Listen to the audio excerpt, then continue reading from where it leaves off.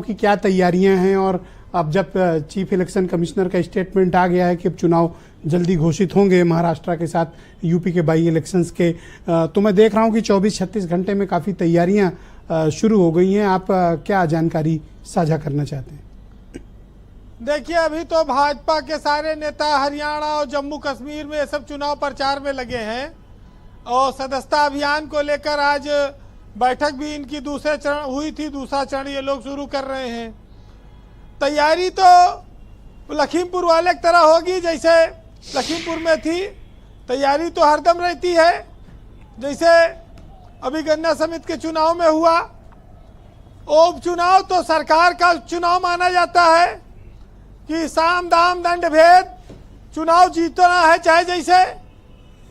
तो इस चुनाव में बस खासियत यह है कि ये चुनाव पूरे उत्तर प्रदेश में लगभग हो रहा है और एक माहौल बताएगा कि लोकसभा में बीजेपी के लिए जो माहौल बना कि वो चुनाव में पीछे रह गई, अब वो उस अपनी फिर से खोई हुई जमीन को कितना वापस हासिल कर पाती है। जी, ये चुनाव सीधे सीधे योगी आदित्यनाथ जो मुख्यमंत्री हैं उनके नाम पर है और उनकी पूरी जिम्मेदारी पर है और उनकी साख के लिए चुनाव भी है, बहुत महत्वपूर्ण है।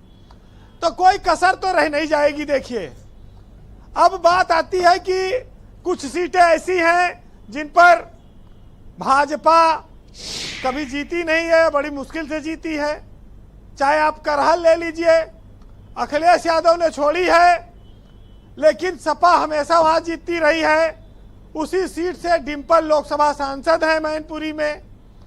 उस सीट को बीजेपी के लिए जीतना बहुत कठिन चुनाव है। वो दूसरा कटेहरी में आ जाइए, वहां भी भाजपा के लिए बड़ी मुश्किल है। भाजपा शायद इस बात से खुश हो कि अगर वो मिल्कीपुर में अवधेश प्रसाद वाली सीट जीत ले तो अयोध्या की हार का वो बदला ले सकती है। इस बात में थोड़ा से उसको जो टेम्पो डाउन हुआ है वो टेम्पो हाई हो जाएगा थोड़ा से जी। और जीत की दरकार तो उसको है। बिना जीत के 2027 के लोकसभा चुनाव में वो मजा बन नहीं पाएगा जो चीजें हैं। ब्रजेश जी, अभी जो अपने सहयोगी दलों की बात हो रही है, तो पहले भी ये लग रहा था, अब भी नजर आता है कि भाजपा एक सीट आरएलडी को दे देगी, एक सीट निषाद पार्टी को, बस, और सपा एक सीट कांग्रेस को दे सकती है। एक एक सीट सहयोगी दलों को मिलेगी। अरे आपने तो बड़े बम्पर कटौती कर दी भाई। इससे ज्यादा की उम्मीद दिखाई नहीं पड़ती है। लेकिन अरे ऐसा ना करो, लेकिन इस थोड़ा सा लिबरल हो जाओ।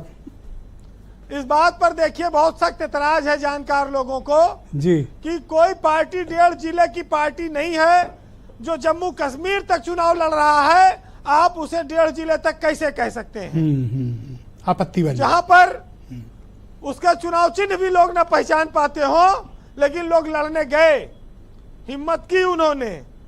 तो ये बहुत बड़ी बात है। वैसे रोजगार मेले अभी 10 विधानसभा सीटों पर हो चुके हैं।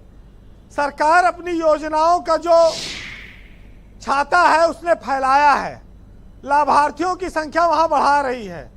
उपचुनाव में लोग वोट देते हैं कि शायद हमारे क्षेत्र का विकास अच्छा हो जाएगा, अच्छे लोग आएंगे, सरकार यहाँ पर काफी मदद करेगी। उस उम्मीद में हमेशा सत्ताधारी दल के प्रत्याशी अक्सर जीत जाते हैं जी। तो इसका लाभ भाजपा लेना चाहेगी। अब वो बात अलग है कि शायद समीर भाई ये बात ना माने कि उपचुनाव सरकार का चुनाव होता है, वो शायद कुछ और बात इस पर कहें, लेकिन मैं तो ये मानता हूं कि जनता विकास के नाम पर वोट देती है, इस लालच में दे देती है कि अगर उपचुनाव होगा तो हमारे यहाँ ज्यादा विकास हो जाएगा और सरकार एहसान भी मानेगी कि हमने उसकी इज्जत रख ली। बाकी और आगे अलग अलग सोचना है, क्योंकि कई बार उपचुनाव में बहुत लाठियां भी भांजी गई, बहुत वोट भी कम पड़ते हैं। सीसा मऊ का जो कानपुर का चुनाव होगा वो सबसे ज्यादा लठैती वाला चुनाव होगा और वो चुनाव पुलिस को भी लड़ना पड़ेगा। ऐसा नहीं होगा कि खाली नेता और पब्लिक लड़के वो चुनाव जीत लें। आसान नहीं होगा वो चुनाव। जी वैसे आज भाजपा के हाथ में पेट्रोल की शीशी लग चुकी है, क्योंकि इकबाल महमूद ने कह दिया है कि मुसलमानों की संख्या बहुत बढ़ रही है। महबूब अली ने हम कहा है, महबूब सरकार अली, में आने वाले हैं। महबूब अली ने कहा जी, महबूब अली ने जी। तो एक बीजेपी के लिए बहुत बड़ा एक अवसर मिल गया। अब बात आती है चंद्रशेखर आजाद की और मायावती की। ब्रजेश जी, अगर हरियाणा में मायावती को कुछ सीटें मिली तो यूपी में वो दलित वोट अपनी ओर खींचने की कोशिश करेंगी, और दलित अगर मायावती के साथ गया तो नुकसान दोनों का है, क्योंकि अखिलेश यादव भी कुछ दलित अपने साथ ले आए हैं और उधर भाजपा भी दलितों को अपने साथ लाई थी खाना पीना खिला पिला के। अब अगर मायावती उसको वापस लौटार ले जाएंगी तो फिर ये दोनों क्या करेंगे? इनके हाथ खाली हो जाएंगे, फिर तो चुनाव का जीत हार का अंतर बड़ा कम हो जाएगा। जी वीरेंद्र जी।